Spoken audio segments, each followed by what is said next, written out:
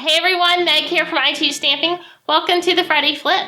So the Friday Flip is where we take one project idea and we completely flip it into something different, keeping the parts of the card that we love and changing what we need to. So let's start off by taking a look at our inspiration card. So here it is right here. This one comes from Stamping Family, where I taught this technique and all the background elements that go along with it, but I just love the overall layout of it. Now you might not be able to see on camera, but underneath here there's a little bit of a doily. So we've got our circle, we've got an element, we've got some pattern paper, we've got some splattering. So we're going to take this and we're actually going to make it into more of a masculine birthday card. So you ready to see what we need? Let's go over the supplies. So we're going to be using 3 different color ink pads: Mango Melody, Blueberry Bushel, and Gray Granite. And then I'm going to be using the Blow Out the Candles stamp set. I'm also going to be using 2 of the dies from the coordinating die set. I've got Whisper White cardstock, several pieces of that. I've got some Mango Melody cardstock, and then some of the Best Route Designer Series paper. I also have the Best Route washi tape, a 1 3/4 inch circle punch, my aqua painter with the broad end on it, and then my Big Shot for die cutting. Whew. So I'm going to move all this out of the way and we're going to start with our stamping.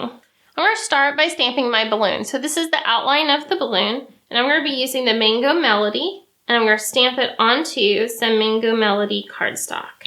There we go. I'm going to clean it on my Simply Chamois. Now I'm going to move over to my Blueberry Bushel ink, and I'm going to stamp For You on Your Birthday. So this is just onto an extra piece of white cardstock. You just want it big enough for your 1 3/4 inch circle punch and your sentiment. So there we have that. Also get it cleaned right away. So we're going to stick with some inks, but we're going to close this up. We're going to move all this out of the way, and we're going to be working on getting a splatter effect. For that, I'm going to bring in some really bad grid paper first, because it does make a mess, and I try to keep some of my grid paper clean. So I'm just going to bring that out, lay it on top. I'm going to bring in a piece of white cardstock that is 4 inches by 5 1/4 inches. I'm going to take my Gray Granite ink pad, flip it over, and squeeze, pressing down with my thumbs. I'm going to lift this up, so that's going to give me my palette and my lid. I'm going to take my aqua painter. So I want it to be pretty wet. I've already squeezed on it a little bit, and I'm just going to pick up some ink. But see how there's a lot of water on that? That's a good thing. That's what we want. We're going to take a bone folder. You can also use your finger. You can do whatever you want. The closer you are to your paper, the thicker your spots are going to be. The more you move up, the more of a fine mist you're going to have. So I'm going to bring in my pattern paper, because it's going to kind of tell me how much further I need to go, where else I need to add some more speckles. So we've got this, that's all done. And now to clean it, I'm just going to run it underneath my faucet here in a little bit. Then we're going to close up this ink pad. We're going to move all of our stamps out of the way. It's time to bring in the Big Shot. We're going to be using 2 of the dies from the Candles and Confetti die set that goes along with the Blow Out the Candles bundle. So I'm going to take the confetti piece, and this is on an extra piece of white cardstock that is it's going to be bigger than the die, and I cut mine to about 1 1/4 inches.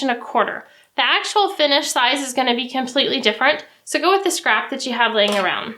I'm also going to use my outline of my balloon. I've got my magnetic platform.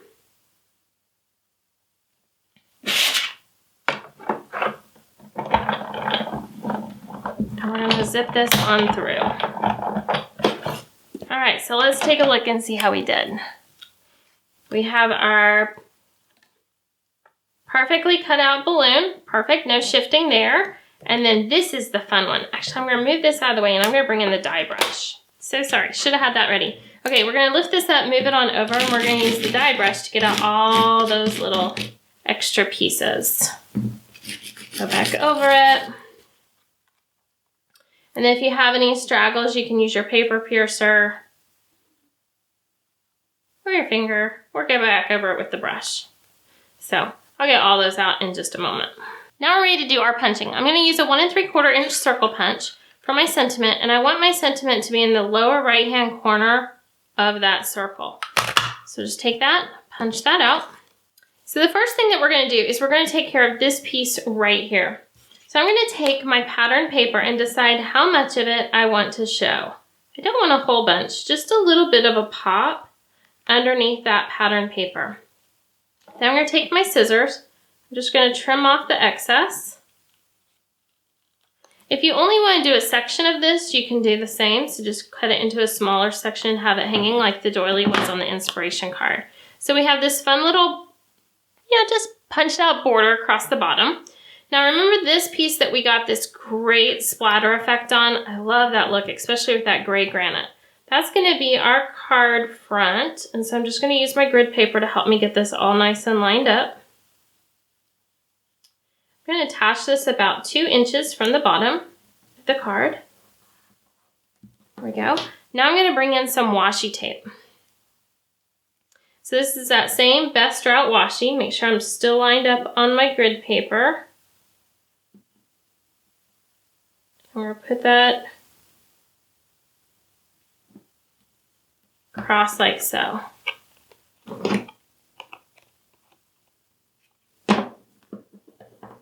I'm just going to wrap it around to the back side. Now we're ready to attach our sentiment to our card. So I'm just going to use regular adhesive for this.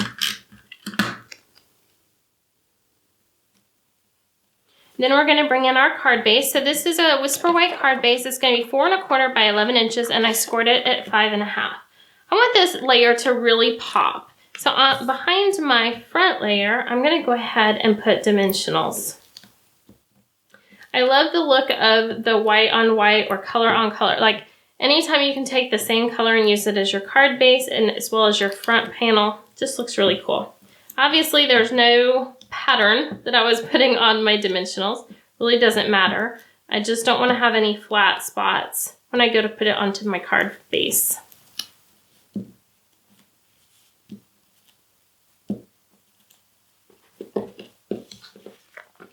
So we're going to take this layer, just going to attach it into the middle like so. And then remember our cute little balloon. This is also going to get a dimensional.